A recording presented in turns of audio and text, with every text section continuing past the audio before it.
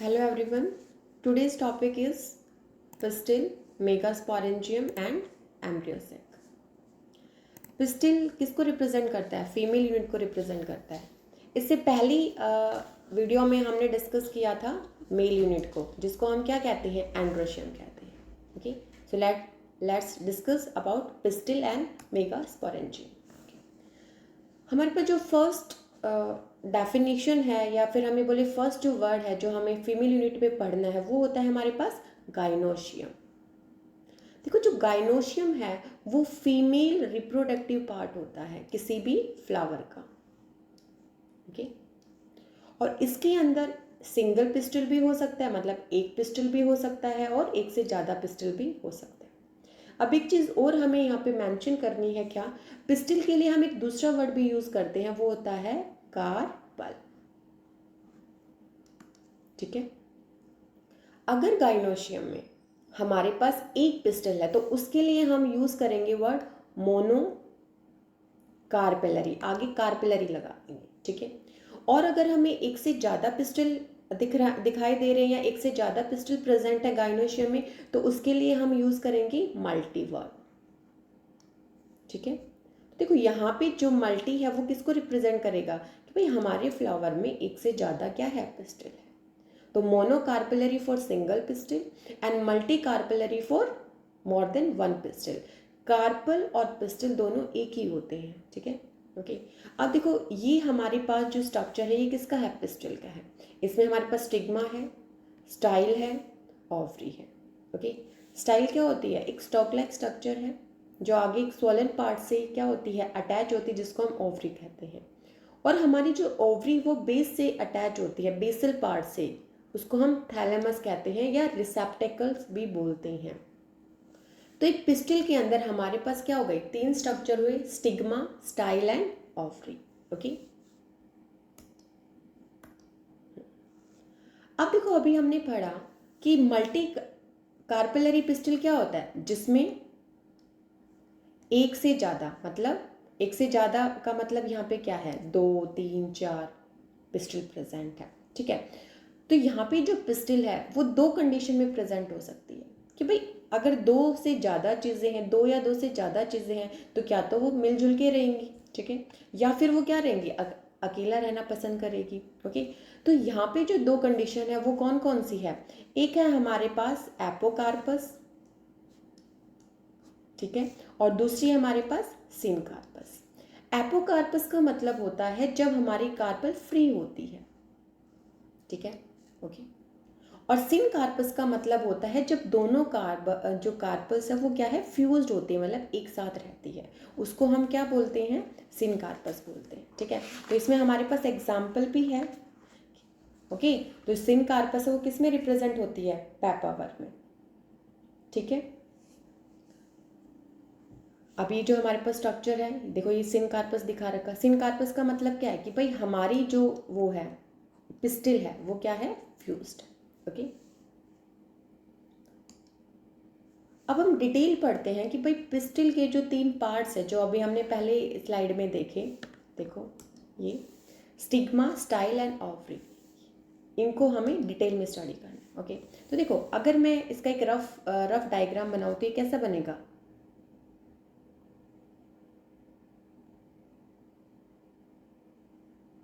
इस तरीके से हम क्या बना सकते हैं? पिस्टल को बना सकते हैं. तो देखो, जो सबसे ऊपर वाला जो है इसको हम क्या बोलेंगे? स्टिग्मा.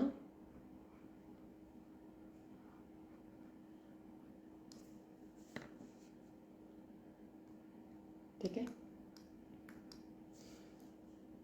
अब स्टिग्मा क्या होता है? स्टिग्मा एक लैंडिंग प्लेटफॉर्म होता है. देखो, हमें ये पता है कि पॉलन ग्रेन्स एक फ्लावर से दूसरे फ्लावर में जाते हैं. ठीक है, ओके. अब दूसरे फ्लावर में जब जाते हैं तो वो लैंड कहाँ पे करते हैं? वो लैंड इसी पार्ट में करते हैं. कहाँ पे? स्टिग्मा के ऊपर.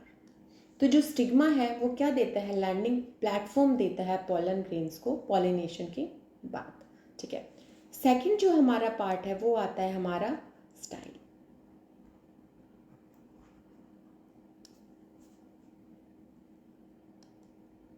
ठीक है, स्टाइल क्या होती है?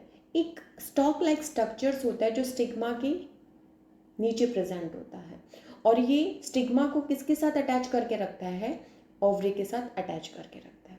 तो देखो ये जो लास्ट में स्वॉलन स्ट्रक्चर जो हमने बना रखा है इसको हम क्या बोलेंगे, ओवरी।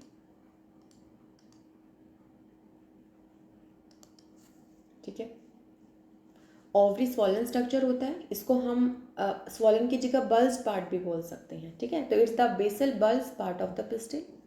अब इस ओवरी के अंदर क्या होती है, कैविटी होती है।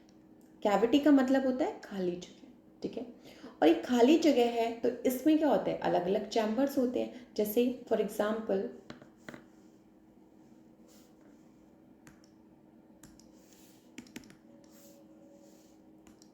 हम ये समझ लेते, जैसे कोई भी रूम ही ले लिया हमने। ठीक है, जैसे ये कैविटी है,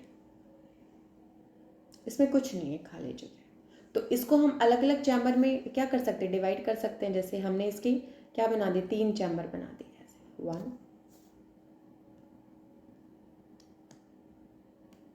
ठीक है। तो कितने चैम्बर हो गए, ये हमारे पास 1, ठीक है, ये हमारे पास 2, और ये हमारे पास 3। ठीक है, तो ये जो चैम्बर्स है इनको हम क्या बोल देते हैं, इनको हम बोल देते हैं लोक्यूल्स। ठीक है, और इसी कैविटी के अंदर हमारे पास क्या होती है, प्लेसेंटा प्रेजेंट होती है। अब प्लेसेंटा क्या होता है, प्लेसेंटा जो न्यूट्रिशन का काम करती है। जैसे हम नॉर्मली पढ़ते हैं कि प्लेसेंटा का क्या होता है काम, मदर और जो फीटस होता है नॉर्मली उसमें जो भी ट्रांसपोर्ट का काम होता है, जो भी नीड होती है फीटस की, वो सब प्लेसेंटा मदर से लेके पूरी करती है। ठीक है, तो प्लेसेंटा भी इसी में प्रेजेंट होती है। ठीक है, अब प्लेसेंटा से ही अराइज क्या होते हैं, मेगास्पोरेंजियम। कहने का मतलब इसी के अंदर से मेगास्पोरेंजियम निकलते हैं, जिनको हम आगे जाके क्या कहते हैं, ओव्यूल कहते हैं। ठीक है, तो ये जो लोक्यूल्स हैं या ये जो कैविटी है उसी में हमारा प्लेसेंटा होता है, उसी से हमारे क्या निकलते हैं, ओव्यूल्स निकलते हैं। ओवरी में एक सिंगल ओव्यूल भी हो सकता है, जैसे व्हीट है, राइस है, ठीक है, मैंगो है। मैंगो में एक ही गुठली होती है ना, ऐसे। और एक से ज़्यादा भी, या मतलब बहुत सारे, 2, 4, 6, 10, 20, 25 ये हो सकते हैं। जैसे पपाया, पपीता देखा है ना, पपीता में बीज होते हैं। तरबूज, वाटरमेलन, उसमें बीज होते हैं। ऑर्किड्स, इसमें क्या होते हैं, एक से ज़्यादा, मतलब 2 से ज़्यादा ओव्यूल्स होते हैं। लेकिन व्हीट, राइस और मैंगो में सिंगल ओव्यूल प्रेजेंट होते हैं। ठीक है, तो हमारे पिस्टिल के 3 पार्ट हो गए, स्टिग्मा, स्टाइल एंड ओवरी। और अभी मैंने पहली स्लाइड में भी आपको बताया था पिस्टिल को हम क्या और दूसरा नाम क्या देते हैं, कार्पल।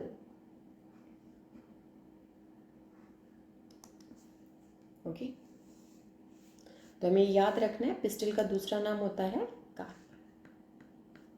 देखो अब हमें ये तो पता चल गया कि भाई हम जब ये देखते हैं कि भाई कोई भी हमारे पास सीड है, ठीक है, कोई भी हमारे पास फ्लावर है, कोई भी फ्रूट है, उसमें क्या है, हम सीड देखते हैं ना। तो जैसे मैंगो है, मैंगो में एक सीड होता है, एक गुठली होती है। ठीक है, वाटरमेलन में बहुत सारे होते हैं। तो ये जो हमने गुठली बोला है या बीज बोला है, ये क्या है, ओव्यूल होते हैं। तो अब हमें किसका स्ट्रक्चर पढ़ना है, ओव्यूल के बारे में पढ़ना है कि भाई हमें ये तो पता चल गया कि ओव्यूल एक हो सकता है, एक से ज़्यादा हो सकता है, 5, 10, 15, 20 कितना भी हो सकता है। लेकिन ओव्यूल का स्ट्रक्चर क्या होता है, ओव्यूल किस किस चीज़ों से मिलकर बना होता है। तो this is the structure of ovule. ठीक है, इसमें देखो एक स्टार्टिंग से अगर हम बात करें, हम सबसे पहले बात करते हैं फ्यूनिकल की, ये जो पार्ट दे रखा है। ठीक है, देखो फ्यूनिकल क्या होता है, एक स्टॉक होती है ओव्यूल की। स्टॉक का मतलब जो अटैचमेंट का काम करेगी। ठीक है, the stalk of the ovule by which it remains attach to the placenta. देखो हमने क्या बोला कि भाई जो कैविटी थी, ठीक है, जैसे ये कैविटी थी, इसके अंदर क्या है हमारे पास, प्लेसेंटा है। ठीक है, अब फ्यूनिकल क्या करेगा, एक एक ऐसी स्टॉक है जो किसको अटैच करके रखेगी, प्लेसेंटा से। ओके, तो ये क्या हो गई, स्टॉक हो गई। जैसे हमने पिस्टिल में भी पढ़ा कि पिस्टिल में क्या होता है, हमारे पास स्टाइल है, उसको एक स्टॉक होती है जो ओवरी के साथ अटैचमेंट करके रखती है। इसी तरीके से हमारे पास जो फ्यूनिकल है वो भी स्टॉक है जो किसको काम करेगी, अटैचमेंट का काम करते प्लेसेंटा के साथ। दूसरा हमारे पास जो स्ट्रक्चर आता है वो आता है हीलम। हीलम एक क्या होता है, जंक्शन होता है ओव्यूल और फ्यूनिकल के बीच में, ठीक है। या इसको दूसरी तरीके से डिफाइन अगर हम करें तो हम क्या बोलेंगे, the point of attachment of funiculus to the body of the ovule, ठीक है। कि भाई अगर हम ओव्यूल और फ्यूनिकल दोनों को अटैच करना चाहे तो बीच में जो जंक्शन प्रेजेंट है उसको हम क्या बोलते हैं, उसको हम बोलते हैं हीलम, क्लियर। फिर देखो हमारे पास थर्ड पार्ट क्या आता है, इंटैगुमेंट्स। इंटैगुमेंट्स क्या होती है, एक या एक से ज़्यादा प्रोटेक्टिव एनवेलप्स होते हैं। एनवेलप्स का मतलब यहाँ पे हम एक दूसरा वर्ड भी हम यहाँ पे यूज़ कर सकते हैं, लेयर्स बोल सकते हैं, ठीक है। कि जो इंटैगुमेंट्स हैं वो प्रोटेक्टिव लेयर्स है जो ओव्यूल को क्या करके रखती है, सराउंड। जैसे भाई ये ओव्यूल है तो इसके बाहर क्या होगी, ये लेयर्स होगी, ठीक है। तो ये जो लेयर्स होती है इसको हम क्या बोलते हैं, इन्हीं को हम बोलते हैं इंटैगुमेंट्स। और इसका नंबर क्या होता है, ज़्यादा होता है, एक से ज़्यादा होता है, ठीक है। फिर हमारे पास नेक्स्ट आता है माइक्रोपाइल। अब देखो जो माइक्रोपाइल है वो एक पोर होता है टिप पे, कहाँ पे, टिप पे। और कहाँ पे मिलेगा, जहाँ पे इंटैगुमेंट अब्सेंट होगी। भाई हमने बोला कि ओव्यूल है, उसकी कवरिंग जो होती है, उसकी जो लेयर्स होती है उसको हमने इंटैगुमेंट्स बोला। तो मान लो जैसे ये हमारे पास ओव्यूल की कवरिंग है, ठीक है। तो इस पे पोर कब बनेगा, पोर तो तब बनेगा ना, मान लो यहाँ से, जैसे इस वाले पोर्शन से, जैसे ये पोर्शन है हमारा, इस वाले पोर्शन से मैं क्या कर दूँ, इंटैगुमेंट को हटा दूँ। जब इंटैगुमेंट को हटाऊंगी तभी तो पोर बनेगा। तो माइक्रोपाइल पोर होता है जहाँ पे इंटैगुमेंट एब्सेंट होती है। जैसे इस फिगर में अगर हम देखें तो देखो ये जो है, ये वाला जो पार्ट हमें नज़र आ रहा है यहाँ पे, ये क्या है, माइक्रोपाइलर बॉन्ड है, ठीक है। माइक्रोपाइल एंड या पोल इसको बोल देते हैं। इससे जस्ट अपोजिट कौन सा होता है, ये जो नीचे दिखा रखे हैं जिसको हम बोलते हैं चलेजल बॉल, ओके। नेक्स्ट हमारे पास चलेजा आता है। चलेजा क्या होता है, अपोजिट टू माइक्रोपाइलर एंड, मतलब माइक्रोपाइल के जो अपोजिट एंड होता है वो किसको रिप्रेजेंट करेगा, base part of the ovule को, ठीक है। देखो माइक्रोपाइल टिप को रिप्रेजेंट कर रहा था, अभी हमने देखा ना यहाँ पे क्या है, टिप है। और जो चलेजल हैंड है वो किसको रिप्रेजेंट करेगा, वो बेसल पार्ट को रिप्रेजेंट करेगा। ये दोनों पॉइंट हमें याद रखना है, ठीक है। नेक्स्ट जो हमारे पास पार्ट आता है वो आता है न्यूसेलस। देखो न्यूसेलस पैरेन्काइमेटस टिश्यू का बना होता है। देखो पैरेन्काइमा टिश्यू क्या होता है, ये लिविंग टिश्यू होता है, ठीक है, मतलब लिविंग सेल्स होती है। और इसका मेन काम क्या होता है, फूड को स्टोर करने का, फूड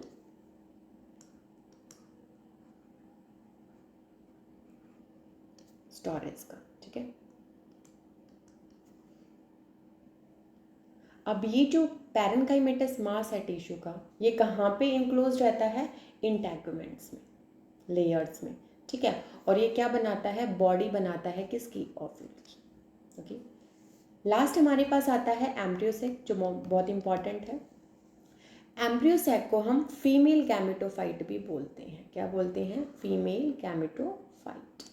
और ये कहाँ पे प्रेजेंट होता है, ये प्रेजेंट होता है न्यूसेलस के अंदर।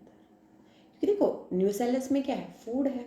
अब फूड है तो ऑब्वियस सी बात है भाई, एम्ब्रियोसेक जब डेवलप करेगा तो ये इसको खाना देता रहेगा, न्यूट्रिशन देता रहेगा, ठीक है, ओके। फिर ओव्यूल है, उसमें जनरली सिंगल एम्ब्रियोसेक बनता है, और वो किससे बनता है, मेगास्पोर से बनता है।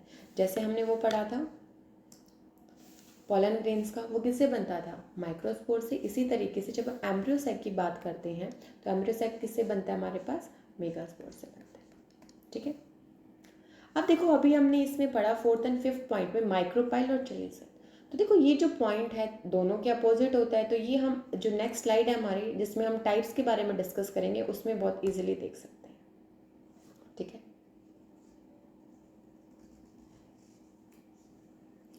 देखो फर्स्ट हमारे पास जो ओव्यूल है, ठीक है, हमें ये पता होना चाहिए कि भाई ये जो हमने 6 क्लासिफिकेशन किए 1 2 3 4 5 6, ठीक है, ये किस बेसिस पे है। तो जो टाइप ऑफ ओव्यूल है वो किसके बेसिस पे डिवाइड किए गए हैं, relative position of micropyle body of the ovule and funicle, ठीक है। तो इन पोजीशन की वजह से हमने ओव्यूल्स को 6 कैटेगरी में डिवाइड किया। जो सबसे पहला है वो है हमारे पास ऑर्थोट्रोपस। देखो, जब हमारे पास माइक्रोपाइलर रीजन है, ठीक है, हमारे पास चैलेजल है, फ्यूनिकल है, सारी क्या है, स्ट्रेट लाइन में जैसे ऐसे, तो हम उसको बोल देते हैं ऑर्थोट्रोपस या एट्रोपस ओव्यूल। जैसे साइकस है, पाइपर है, इन सब में होता है, ठीक है। फिर हमारे पास जो नेक्स्ट आता है, नेक्स्ट हमारे पास आता है एनाट्रोपस। तो देखो, अगर हम ओव्यूल को यहाँ पे, सॉरी 120 नहीं आएगा, यहाँ पे आएगा हमारे पास 180 डिग्री। अगर हम ओव्यूल को 180 डिग्री टर्न कर दें तो वो कैसा बन जाएगा, इन्वर्टेड। इन्वर्टेड का मतलब उल्टा ओव्यूल, ठीक है। तो जो माइक्रोपाइलर जो एंड होगा हमारा, वो किसके पास चला जाएगा, वो हीलम के पास चला जाएगा, ठीक है। तो जो ज़्यादातर एंजियोस्पर्म्स होती है, मतलब ज़्यादातर का मतलब 100 में से 82% जो एंजियोस्पर्म फैमिलीज हैं उसमें एनाट्रोपस टाइप का ओव्यूल होता है। और जो पहले दो हमारे पास ओव्यूल है, देखो ये वाला एट्रोपस वाला और एनाट्रोपस, ये मोस्ट कॉमन होते हैं। ये सीधा था, ये घूम गया पूरा, ठीक है, 180 डिग्री पे टर्न किया तो ये एनाट्रोपस बन गया, ठीक है। और जैसे जैसे टर्न करते हैं अलग अलग एंगल्स, तो इसकी शेप भी चेंज होती जाती है और इनका नाम भी क्या होता जाता है, चेंज हो जाता है, ठीक है। अब नेक्स्ट हमारे पास आता है हेमी एनाट्रोपस। हेमी का मतलब आधा। अब एनाट्रोपस का आधा कर दो, ये 180 डिग्री कर रहा था तो 180 डिग्री का आधा कितना होता है, 90 डिग्री, ठीक है। तो देखो, जब ओव्यूल 90 डिग्री एंगल टर्न करेगा, ठीक है, तो उसको हम क्या बोल देंगे, हेमी एनाट्रोपस। फिर हमारे पास आता है कंपाइलोट्रोपस, कि ओव्यूल इज कर्व्ड मोर और less at right angles to funicle micropyle and is bend down slightly. अब देखो ये क्या होगा, राइट एंगल के आसपास क्या होगा, कर्व हो सकता है। और हमारा जो माइक्रोपाइल एंड है वो क्या हो जाएगा, थोड़ा सा बैंड हो जाएगा, जैसे ये नजर आ रहा, ऐसे घूम के, ओके। तो इसको हम बोलते हैं हेमी एनाट्रोपस। फिर आता है हमारे पास एम्फीट्रोपस, कि ovule as well as the embryo sac is curve like horseshoe. Horseshoe कैसा होता है, इस तरीके से ऐसे बना लो, चलिए ऐसे बना लो, ठीक है, जैसे पॉपी प्लांट है। और लास्ट हमारे पास आता है सर्सिनोट्रोपस, कि ovule turns eight more than 360 angle, so funicle become coiled around the ovule. Funicle क्या हो जाता है, कॉइल हो जाता है इस तरीके से, देखो ये कॉइलिंग हो रही है ना ये, ठीक है। तो इसको हम क्या बोल देंगे, सर्सिनोट्रोपस। क्लियर।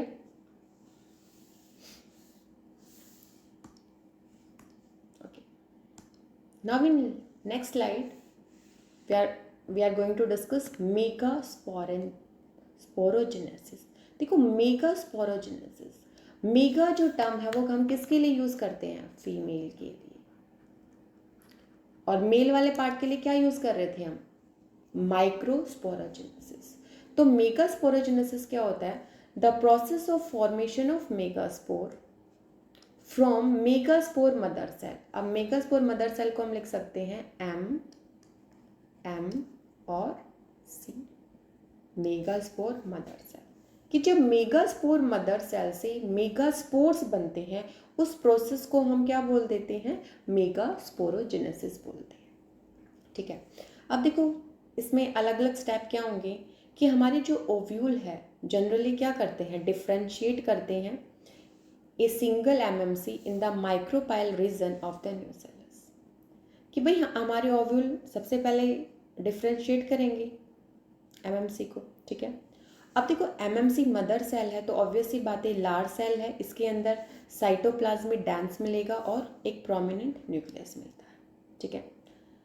एमएमसी के अंदर जब क्या होता है, डिवीजन होता है, तो एक लीनियर टेट्राड बनता है। टेट्राड का मतलब हमारे पास 4 हैप्लॉइड मेगास्पोर बनते हैं। देखो, 11th क्लास में हमने डिस्कस किया है कि दो तरह के नॉर्मली सेल डिवीजन होते हैं, माइटोसिस एंड मियोसिस। तो देखो, जो मियोसिस होता है ना, उसको हम क्या कहते हैं, रिडक्शनल डिवीजन। और इसमें क्या होता है, हमारे पास 4 सेल्स बनती है, ठीक है। तो देखो जब एमएमसी में क्या होगा, डिवीजन होगा, तो हमारे पास कितने बनेंगे, 4 हैप्लॉइड मेगास्पोर बनेंगे, क्योंकि ये रिडक्शनल डिवीजन है। 4 तो बन गए, लेकिन इनमें से सिर्फ क्या होगा, एक फंक्शनल होगा, बाकी जो है वो क्या हो जाएंगे, डीजनरेट हो जाएंगे। तो फंक्शनल कौन सा होगा, फंक्शन होगा जो टेलीजल एंड पे होगा, और जो माइक्रोपाइल एंड पे होगा वो क्या हो जाएगा, डीजनरेट हो जाएगा, ठीक है।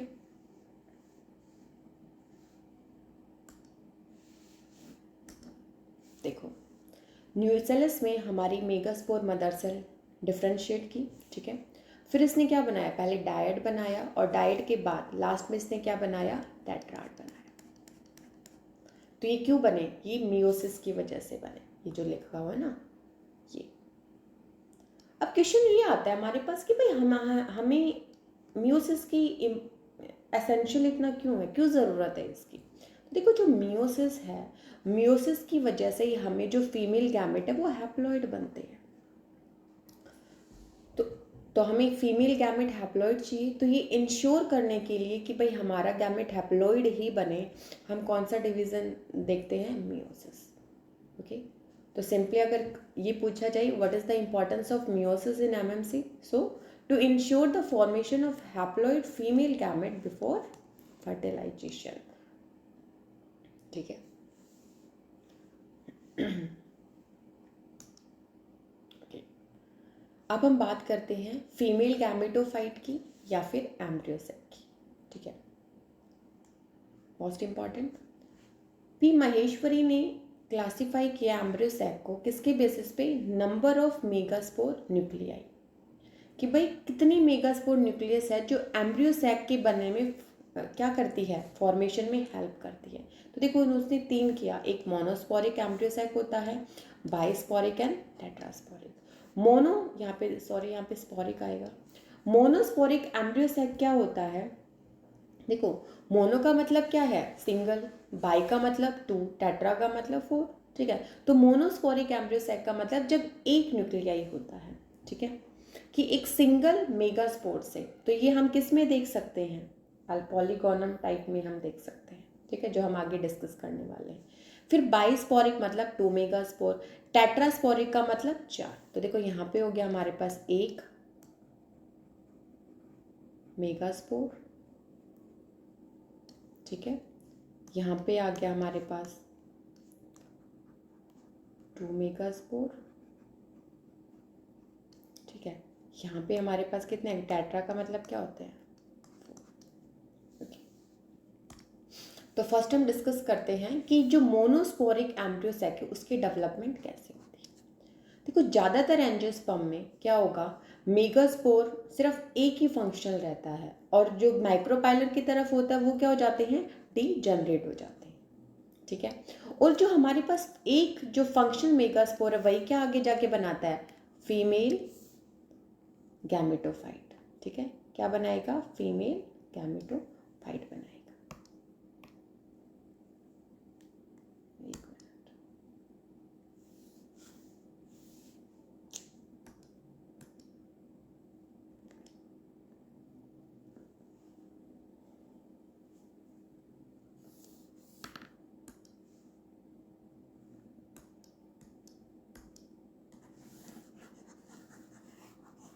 ठीक है।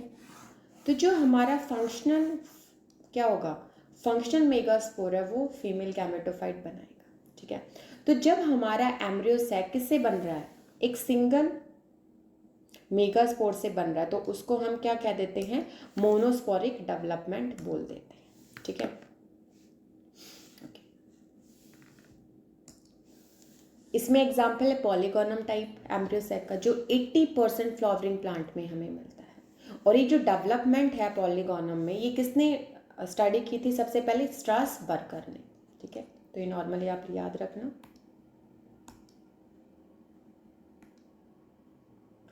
अब देखो होता क्या है इसमें, कि भाई ये जो डिवीज़न है कैसे कैसे होगा। अब हमारे पास एक फंक्शनल मेगास्पोर है, ठीक है। अब जो फंक्शनल मेगास्पोर है वो डिवाइड करेगा, और यहाँ पे डिवीज़न कैसा होगा, माइटोटिक तो होगा नहीं, ठीक है, कैसा डिवीजन होगा हमारे पास? मियोसिस? नहीं। देखो यह इस फिगर से हमें नजर आ रहा है कि यहाँ पे जो डिवीजन है वो कैसा हो रहा है? माइटोटिक। और माइटोटिक डिवीजन कौन सा होता है? जिसको हम क्या बोलते हैं? Equational division. मतलब जिसमें प्लॉइडी लेवल क्या होता है? सेम होता है। ठीक है,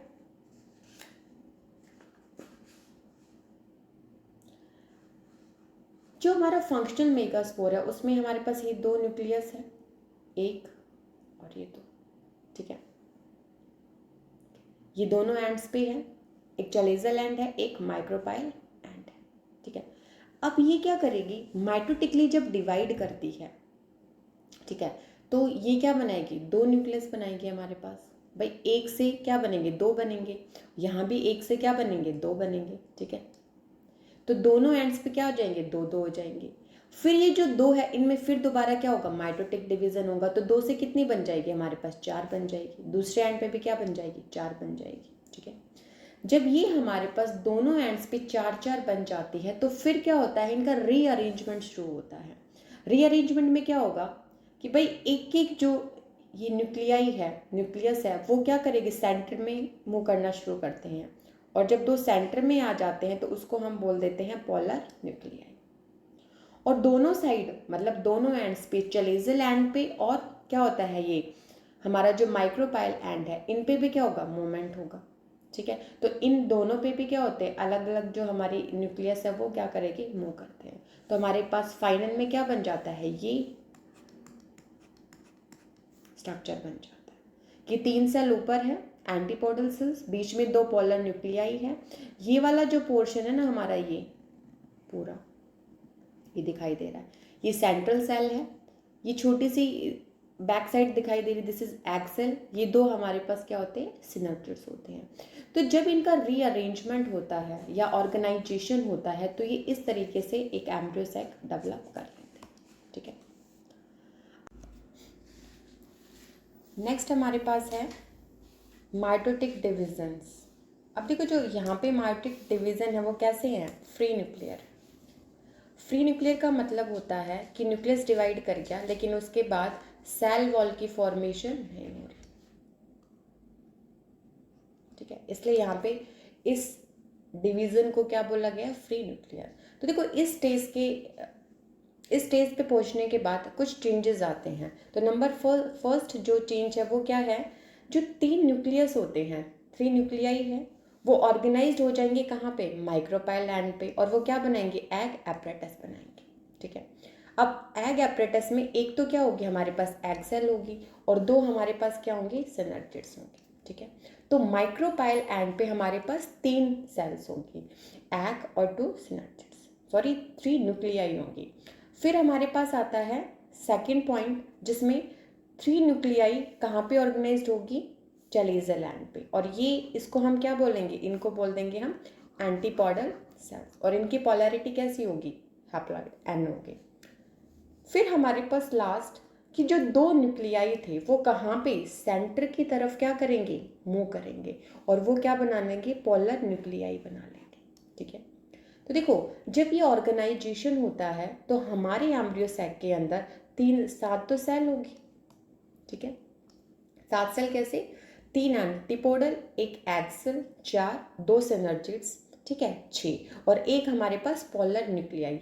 इस पोलर न्यूक्लियाई को हम एक सेल मानेंगे। ठीक है, लेकिन इसमें कितने न्यूक्लियस है? दो, इसीलिए ये एम्ब्रियो सैक कितनी न्यूक्लिएटेड होगा? 8 न्यूक्लिएटेड। ये पॉइंट यहाँ पे समझने का है कि हमारे पास सेल तो कितनी है? 7 है, लेकिन हमारे पास न्यूक्लियस कितने हैं? 8।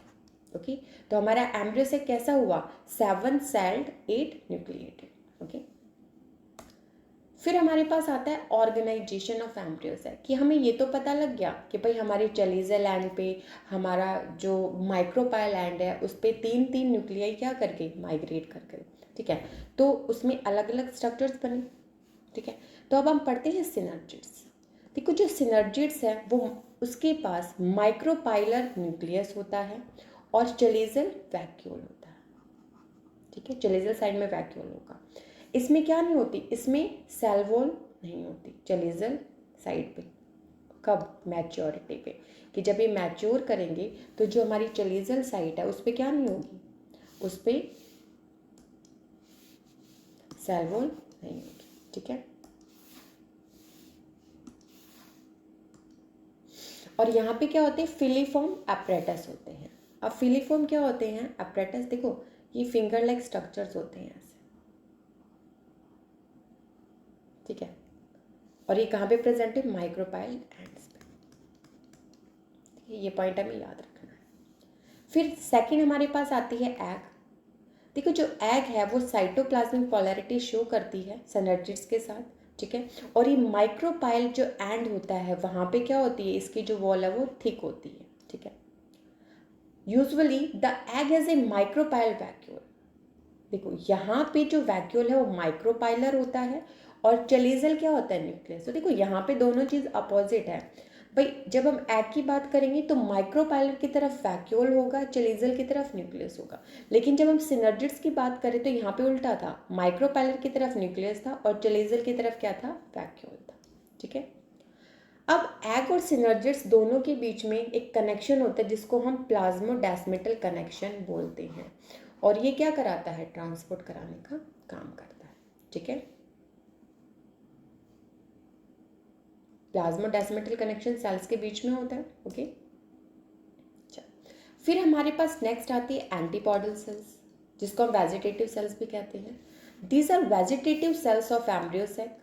इन most of the plant there are 3 antipodal cells. कितनी सेल्स होती है, 3 एंटीपोडल्स होती है। ठीक है, फिर लास्ट में सेंट्रल सेल। देखो सेंट्रल मैं पहले ही बता चुकी हूँ कि जहाँ पे पॉलर न्यूक्लियाई हमारे बीच में प्रेजेंट होती है। सेंट्रल का मतलब होता है सेंटर। ठीक है, तो ये जो सेल है ये क्या होती है, लार्जेस्ट सेल होती है हमारी एम्ब्रियो सेल की।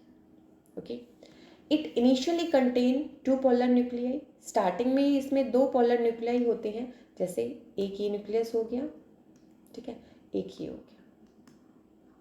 ठीक है, लेकिन बाद में ये क्या होंगे, जब बाद में ये फ्यूज़ हो जाएंगे फर्टिलाइजेशन से जस्ट पहले, तो ये फ्यूज़ होके दोनों क्या बना लेंगे, एक ही सेल बना लेंगे। और ये जो हमारी एक सेल है इसको हम क्या बोल देते हैं, इसको हम बोल देते हैं सेकेंडरी न्यूक्लियस, जिसका प्लॉइडल लेवल कितना होता है, 2n होता है। और अगर हम पॉलर न्यूक्लियाई के प्लॉइडल लेवल की बात करें तो उनका क्या होता है, n होता है। ठीक है, आई थिंक ये जो अरेंजमेंट था, ऑर्गेनाइजेशन था एम्ब्रियो सैक का, ये आपको अच्छे से समझ में आ गया होगा। ठीक है, तो ये जो आज की हमारी वीडियो थी किसको लेके थी, फीमेल पार्ट को लेके थी, कि भाई जो हमारा एम्ब्रियो सैक है वो कैसे डेवलप करता है, कैसे उसकी फॉर्मेशन होती है, कैसे उसका ऑर्गेनाइजेशन होता है। ठीक है, तो हमारे दोनों जो पार्ट है, एंड्रोशियम एंड गाइनोशियम, ठीक है, मतलब male unit female unit complete हो गई है।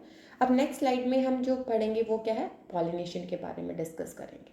ओके, आई होप आप सबको ये टॉपिक समझ में आया होगा। Thank you.